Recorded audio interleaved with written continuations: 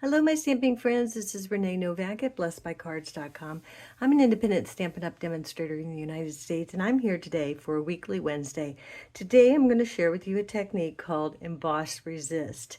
And what that is you take an image, or a greeting in this case, and you use your Versamark ink and some embossing powder, and you use your heat tool to emboss it.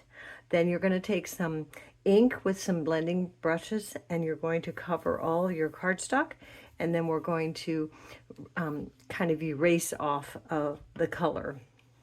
And that is what the Emboss Resist does.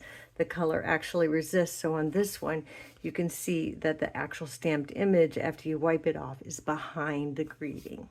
So for this one, I use clear embossing powder on top of Night of Navy. So you will need a Stampin' Positioner, either the Stamparatus or the Misty, whatever you have, to position. First, do your Night of Navy, and then clean it off really well, and then use your sticky Versamark ink, and then the embossing powder. So for this one, I used clear embossing powder, and for this one, I used white. But we're going to step this up just a little bit. This is just very simple idea here, with just the greeting being embossed, and on this one, nothing else.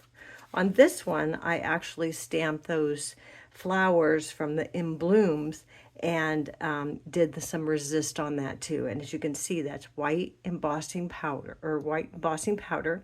And then when I put the Night of Navy and Misty Moonlight all over it, it resisted being on top of that color. So let me show you what I mean. We're going to step it up and do a little more involved card today. And I already started it because it does take a lot. So right now what you do is, the first thing you're going to do is get your embossing buddy, and you want to, put it all over so that you get all your stickiness or your static away. And then you're going to stamp it in the Versamark. And like I said, the Versamark ink is a very sticky, clear ink. And then you're going to add your embossing powder. On this one, I use clear, but you can certainly use white to get it to pop more. And you are going to need a heat tool. I'm sorry, but a hairdryer will not work. It will not get it hot enough to melt the embossing powder. Okay, so I've already stamped that. And then I went ahead and started with the daffodil. Not daffodil, I used the darling duck, and I put the darling duck just all over the embossed area. And then I took the Pretty in Pink, no, not Pretty in Pink, sorry, Petal Pink. It's a very, very subtle pink. It's very, very light, but what you do is you just kind of put it right on there, and it mixes with that daffodil, or not daffodil, I keep saying that, but it's not daffodil, it's the new in color Darling Duckling. Okay, so you just take that, and I'm putting it right on top of those flowers, and I'm just getting that right on top of there. And it really does bring out that Darling Duckling yellow and makes it a very beautiful color. Okay, so that is the blending. And then we're going to take a darker color. So I'm going to take Cajun Craze, and we're going to just bring in some of that. Now for this color, it's a lot darker, so I like to tap off a little bit on the side so that it doesn't get a whole clump of dark. And then you just want to, come on and blend it in. Now when I'm doing this downstairs and not up here in my studio for shooting, I have a glass mat.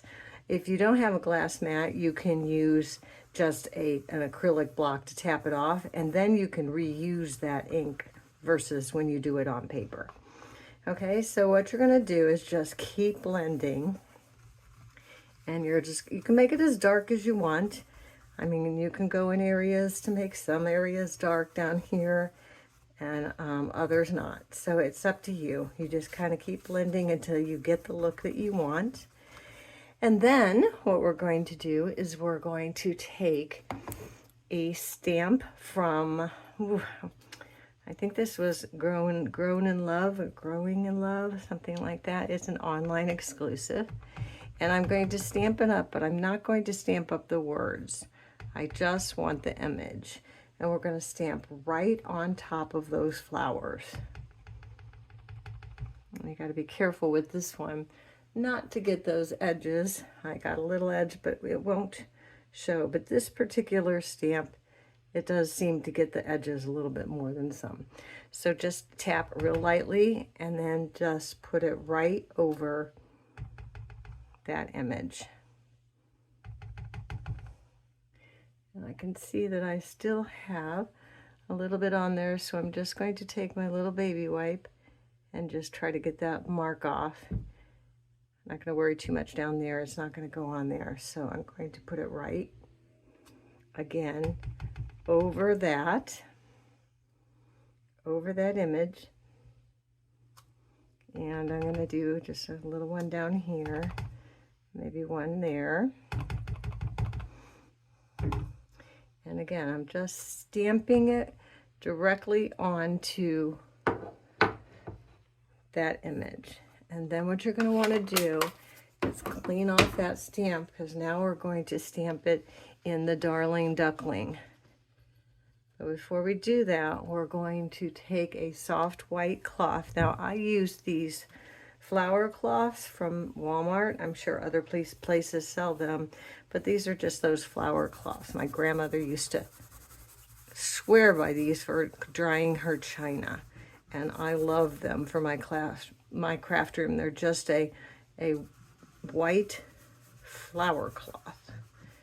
And so look how fun that is, that now when you wipe on that, that color is coming off, and then you can wash these. So there we have that. Now we're going to take the Darling Duckling, and I'm going to sauce that up, trying not to get the edges, although I think I did get the edge. It just depends on the stamp. Sometimes there's not as much of a border as others, so you just have to watch it if you have a heavy hand like me. Okay, and then I'm just going to stamp some of that yellow right on there. And it's going to, again, it's going to resist wherever I stamp, but it is also going to give it a little dimension. So it kind of depends on how much you want there. And if you wanted to do a different color, if you wanted to do a darker green, you could certainly do that and have that show up in the background. So again, I'm just going to wipe that off, because that ink resists being wherever it's been embossed. And there you have it. So I think I'm going to go this way with it. It's easier for me to stamp this way and to do things, but I'm going to turn it this way so that I can have my greeting on here.